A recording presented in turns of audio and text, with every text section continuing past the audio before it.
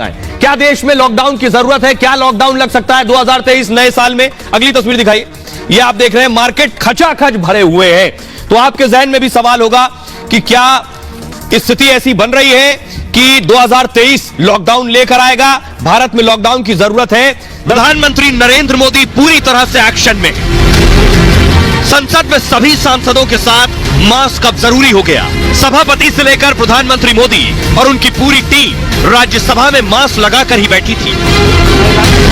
संसद में कोरोना के हालात और तैयारी पर स्वास्थ्य मंत्री ने जानकारी दी। इसके बाद प्रधानमंत्री मोदी ने कोरोना पर हाई लेवल बैठक की।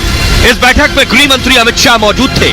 नागरिक उड्डयन मंत्री ज्योतिरादित्य सिंधिया भी मौजूद थे, क्योंकि पहली चुनौती विदेशों से आने वाले मुसाफिरों को लेकर ही है। नीति आयोग से लेकर कैबिनेट सेक्रेटरी तक कोरोना से हुई बैठक में शामिल थे। अब मैं आपको बताने जा रहा हूं आखिर इस बैठक में हुआ क्या। प्रधानमंत्री ने बैठक ली तो बैठक में क्या कुछ हुआ, देखिए जरा। प्रधानमंत्री नरेंद्र मोदी को आप देख रहे हैं और सामने आप स्क्रीन देख रहे हैं। इसमें गृह मंत्री अमित शाह से लेकर ज्योतिरादित्य सिंधिया तक सब वीडियो कॉन्फ्रेंसिंग में मौजूद थे। चीन में कोरोना से तबाही पर भारत अलर्ट है इस वक्त। प्रधानमंत्री मोदी ने कोरोना पर हाई लेवल मीटिंग की। देश में वैक्सीनेशन बढ़ाने पर जोर दिया गया कि सबसे पहली चीज वैक्सीन बढ़ाई जाए, कोरोना प्रोटोकॉल का कड़ाई से पालन किया जाए। अगली बड़ी चीज, सभी जगहों पर मास्क अनिवार्य होना चाहिए। एयरपोर्ट पर सतर्कता बरती जाए, इसके लिए ज्योतिरादित्य सिंधिया मौजूद थे, सीधे उनसे बात की। टेस्टिंग के साथ जीनोम सीक्वेंसिंग बढ़ाने पर जोर दी गई है। अस्पतालों में बुनियादी सुविधाएं मजबूत हो। आपको बताऊं, जीनोम सीक्वेंसिंग होती है, जीन जो बार बार कोरोना का जो वायरस है वो बदल रहा है, उस बदलते वायरस को पहचानने के लिए जीनोम सीक्वेंसिंग की जाती है। अस्पतालों में बेड, ऑक्सीजन सिलेंडर बढ़ाने को कहा है प्रधानमंत्री मोदी ने। करीब 2 घंटे तक कोरोना से लड़ने के लिए यह बैठक ली पीएम मोदी ने। पीएम को देश में कोरोना के हालात की जानकारी दी गई। गृह मंत्री अमित शाह वीडियो कॉन्फ्रेंसिंग के जरिए सीधे जुड़े। स्वास्थ्य मंत्री मनसुख मांडविया भी जानकारी दे रहे थे पीएम को इस वक्त हालात क्या है। मांडविया ने कोरोना पर संसद में भी बयान दिया। दुनिया में कोरोना के मामले बढ़ रहे हैं, उन्होंने बताया।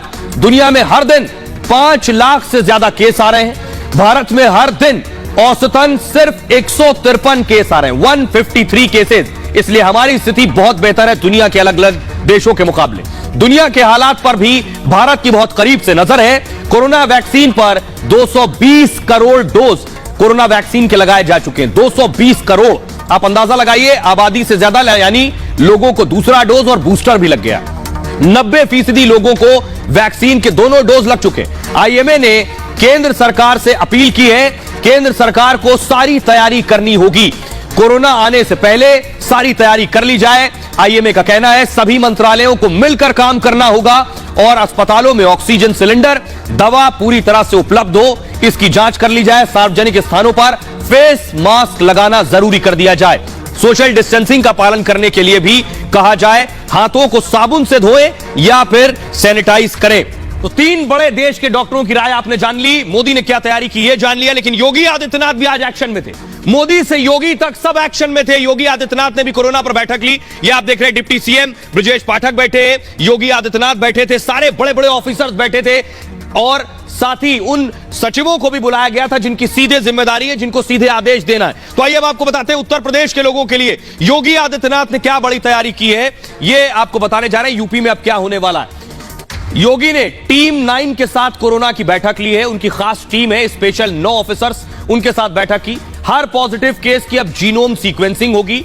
जीनोम सीक्वेंसिंग क्या होता है? वायरस में जो बदलाव होता है उस बदलाव के लिए जीनोम सीक्वेंसिंग होती है और यह इसलिए की जाती है कि आपको एक खास वेरिएंट की अगर वैक्सीन लगी है और वायरस बदल गया, दूसरा वेरिएंट आ गया, सब वेरिएंट आ गया, तो जीनोम सीक्वेंसिंग के जरिए पता होगा कि आप में नए किस्म का वेरिएंट आया है। वो वाली वैक्सीन या वो वाली दवा आप में काम नहीं करेगी, कुछ और करने की जरूरत है। सभी अस्पताल नए वेरिएंट पर नजर रखें, योगी ने कहा।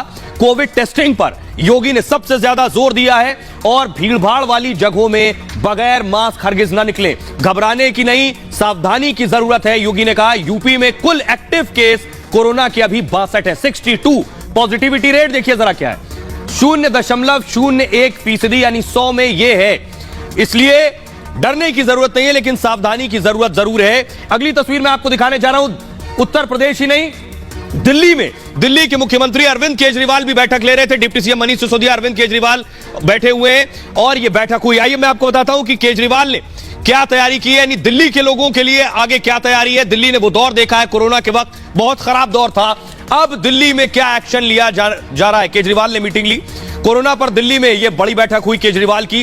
किसी भी हालात के लिए सरकार तैयार है और जरूरी होने पर 1 लाख टेस्ट रोज हो सकते हैं। दिल्ली में BF7 का कोई केस फिलहाल नहीं है। जो नया वेरिएंट आया जो चीन में तबाही मचा रहा है, उसका कोई केस अभी दिल्ली में नहीं है। दिल्ली में 8000 बेड्स अभी तैयार हैं।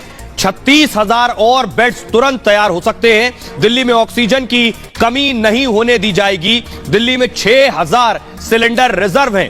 928 मीट्रिक टन ऑक्सीजन स्टोर करने की दिल्ली में क्षमता है। कोरोना पर केंद्र की गाइडलाइंस का पालन करने वाली है दिल्ली।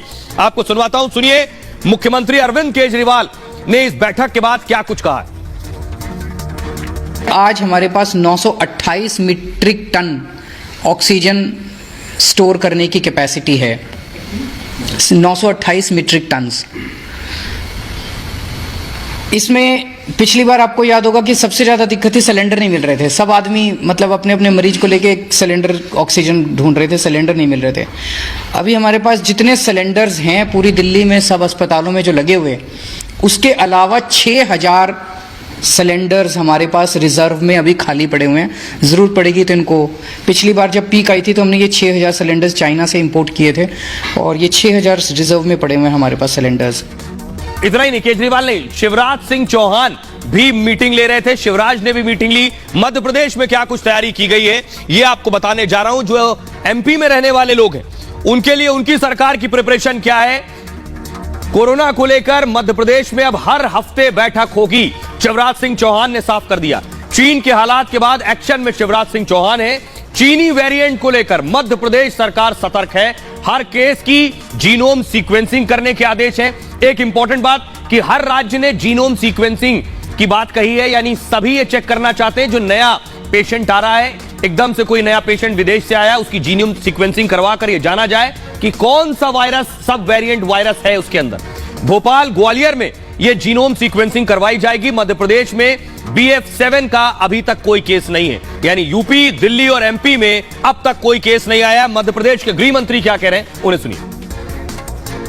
मध्य प्रदेश सरकार ने समस्त प्रदेश के जिलों में CMHO को निर्देशित किया है कि जो भी 2-4 नए पॉजिटिव निकलते हैं उन सभी की जीनोम सीक्वेंसिंग की जाए, करा ली जाए और ऑल इंडिया मेडिकल इंस्टीट्यूट को हम इसको भेजेंगे, जिससे नए वेरिएंट के बारे में जो हर बार वेरिएंट को नाम दिया जाता है BF.7 वाला या दूसरे, इस तरह से इस प्रदेश के अंदर सभी को कहा गया है। और आइए, तो आपको मैंने बता दिया मध्य प्रदेश, दिल्ली और उत्तर प्रदेश के हालात, लेकिन बड़ी खबर, बिग ब्रेकिंग न्यूज महाराष्ट्र से इस वक्त आ रही है। महाराष्ट्र ने भी बड़ा एक्शन लिया है। कोरोना के जो हालात है लगातार बिगड़ रहे हैं, उसके बाद कोरोना पर महाराष्ट्र में भी एक बड़ी बैठक हुई है और इस बड़ी बैठक में कई बड़े फैसले लिए गए। टास्क फोर्स बनाने का ऐलान कर दिया गया है। यह टास्क फोर्स बड़ी भूमिका निभाएगा कोरोना से लड़ने में। हवाई अड्डे पर थर्मल स्क्रीनिंग भी की जाएगी। यह महाराष्ट्र में हो रहा है। अब मैं आपको बताता हूं उत्तराखंड में क्या हो रहा है। यह आप देख रहे हैं उत्तराखंड के मुख्यमंत्री पुष्कर सिंह धामी को आप देख रहे हैं, जिन्होंने सभी बड़े अधिकारियों को बुलाया, प्रशासनिक अधिकारी, शासन से जुड़े अधिकारी, जिनके साथ बैठक किया है हेडक्वार्टर में और यह तय किया है कि आखिर आगे क्या एक्शन लिया जाना है। तो उत्तराखंड में क्या कुछ तैयारियां हैं, क्या होने वाला है, यह आपको बताने जा रहे हैं। कोरोना से कैसे लड़ेगा उत्तराखंड। उत्तराखंड के कोरोना पर हाई लेवल मीटिंग हुई है और स्वास्थ्य विभाग के अधिकारियों की बैठक हुई बाकायदा। CM धामी ने ताजा हालात पर चर्चा की है। कोविड प्रोटोकॉल का पालन करने के सख्त निर्देश दे दिए गए। सावधानी के साथ जागरूकता बढ़ाने पर जोर दिया है। बूस्टर डोज को लेकर अभियान चलाने के भी निर्देश दिए गए हैं। 23 दिसंबर से बूस्टर डोज को लेकर कैंप लगाया जाएगा। केंद्र सरकार के हर आदेश का पालन किया जाएगा और सभी नए मामलों की जीनोम सीक्वेंसिंग भी होगी। खुद सुनिए उत्तराखंड के मुख्यमंत्री पुष्कर सिंह धामी को। कोरोना चूँकि समाप्त नहीं हुआ है और जिस प्रकार से अभी रिपोर्ट आ रही है उसको लेकर हम सभी सतर्कताएं, जो भी जितने प्रकार की सावधानियां होती वो हम बरतेंगे। और पुलिस विभाग में मैंने अभी जो ओपनिंग कार्यक्रम था उसमें भी किया है। जो जरूरी दिशा निर्देश हैं, जिन जिन विषयों पर कोरोना को लेकर काम करना है, हम लोग काम करेंगे।